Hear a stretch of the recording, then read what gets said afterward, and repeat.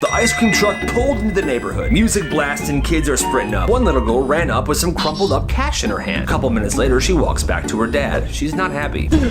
Hey, what happened? I gave him the $10 bill you gave me, but he didn't give me change back. He only gave me a lollipop. He didn't even give me my ice cream. What? Yeah, and then he just drove away. Now, this dad was so mad. Who would frickin' do that to a little kid? So the next day, what that dad did was he drove to Costco and he bought a bunch of boxes of ice cream bars and ice cream treats and brings them back to the neighborhood. He set it up in coolers in his driveway and wrote a big sign. Free ice cream. Come up, everybody. Everybody is now with their kids in this dude's driveway enjoying some free ice cream. The ice cream truck comes. Come on, kids. But no one even entertains the guy. He just left. The next day he came back, but this dad was still doing the free ice cream thing. Nobody ever went to that ice cream truck again in that block, and he never returned after a while. Good. What a freaking jerk. The lunch lady from hell. This lunch lady was your classic grumpy old woman. Hairnet, gloves, stained apron, and she seems to hate children. I hate children? She never smiled. She was always in a horrible mood. Well, one day this kid in the lunch line says something to her that makes her flip out. Next, is this meat even real? The whole lunch line starts laughing at her. And then another kid goes, yeah, is it even real? Also, you're the worst lunch lady ever. Even Mrs. Johnson's rabbits hate you. Now, a little sidebar here. Mrs. Johnson was the art teacher, and she had a cage of like 4 rabbits. They would sit outside her door in the hallway, and the school loved these rabbits. These rabbits were cherished. They were lovely little rabbits. Well, the lunch lady didn't like hearing this. Quit laughing at me. This is funny to you? You're gonna regret this. Oh, you're gonna regret this. So lunch ends, and later that day, this teacher was walking the hallways when she notices the lunch lady standing by the rabbit cage. Scrap-a-dink-a-dee. What is she doing? She's wearing her rubber gloves. She has a strange bag, and she's putting the rabbits in this bag. 1 rabbit, 2 rabbits, 3 rabbits, 4. Now I'm gonna throw you all on the floor. Okay, she didn't make that little rhyme, but still, she was putting these rabbits in a bag and she was gonna do something horrible with them. Well, the teacher said, hey, put those down. Security, the lunch lady's taking the rabbits. Security shows up, takes these rabbits and puts them back in the cage. They then drag her to the office and they send her home forever. After that day, the rabbits stayed inside Mrs. Johnson's classroom for safety. I wonder what she was gonna do to the rabbits. That's insane.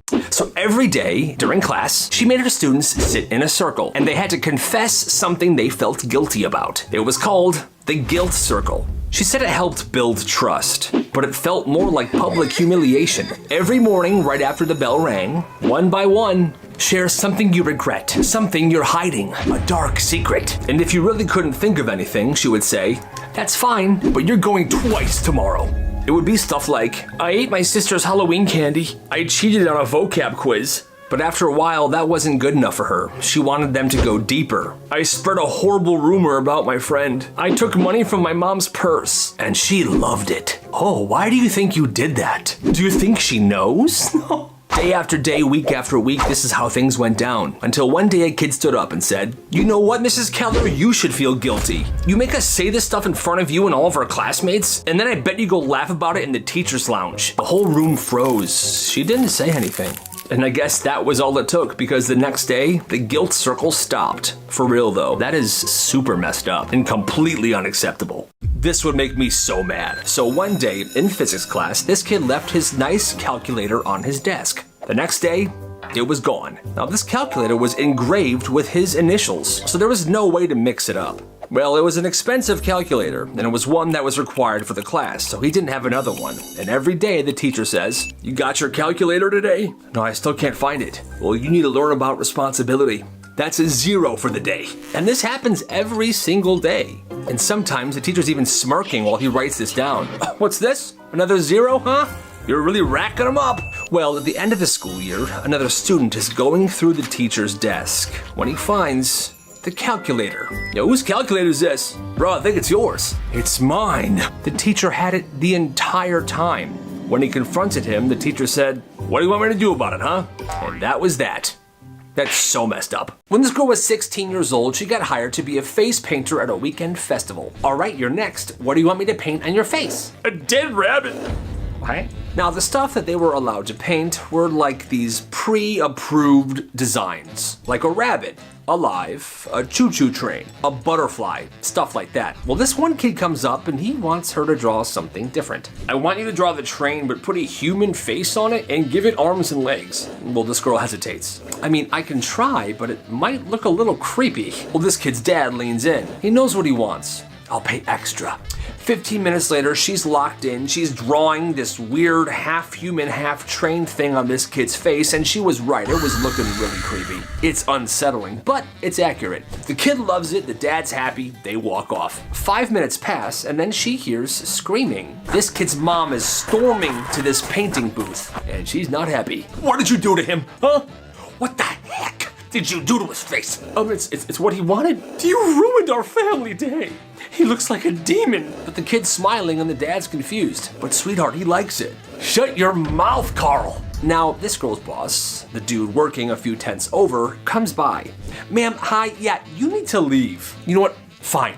Come on, kids, let's go to the food court. No, you need to leave the festival. And he escorts this family out while the mom is still screaming. But the kid is as happy as can be.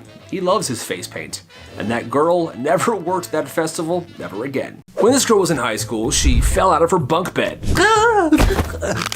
She broke both of her legs and her arm. 3 casts, an absolute legend around the neighborhood. Well, years go by. She's healed up, she's moved on from the situation, and she's out on a date. And they're joking around. She says, "I'm so clumsy, you have no idea." The guy laughs and goes, "Oh, you're probably nothing. My uncle's an EMT. He once helped this girl who fell out of her bunk bed and broke every bone in her body." She just stares at him, long pause, and then she says this. "Oh, yeah, I think that was me." What a freaking coincidence. Best part is, those two are now married. Every year this school had a field day. No classes, just games outside. Tug-of-war, relay races, popsicles at the end. It was everyone's favorite day. Well, this one year, everything started off perfect. Field day starting off perfect. Sunshine, kids in their colors, music blasting. But by lunch, storm clouds roll in. And teachers tried to squeeze in the last of the events before it starts to pour. Okay, one more race and then inside. Then, boom, thunder cracks. Rain starts pouring, the field turns to mud instantly. Well, the problem? The school locked every single side door because they wanted to funnel all the kids in and out of the main entrance. Well, the issue is the field that they were playing in was behind the school. So now hundreds of kids are slipping, sprinting, covered in mud. I lost my shoe. I can't even see. Where are my glasses? By the time they got back inside, everything was soaked. Mud everywhere. And the school day ended with students washing the mud off themselves in the bathroom and the janitors drying them down with leaf blowers. That's actually hilarious. It's a 6th grade field trip to the zoo. Clipboards, matching shirts, kids leaning against the rails looking into an exhibit. The substitute teacher had turned away for a few seconds and was talking to the zookeeper. "So how much do you get paid to work here? This seems like fun." Like minimum wage?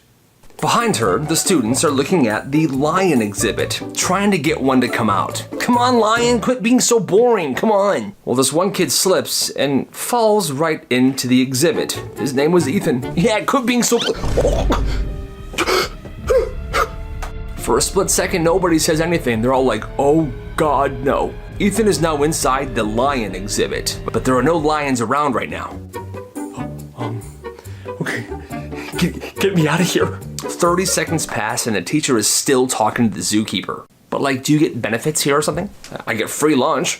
Finally, a kid is like, Miss, Ethan's in the zoo exhibit." She starts yelling, the zoo staff is moving quick. At this moment, one of the lions hears the ruckus and begins crawling out. "Oh, guys? Guys?" He was finally then rescued before anything crazy happened, but that substitute teacher was fired. Yeah, that makes perfect sense.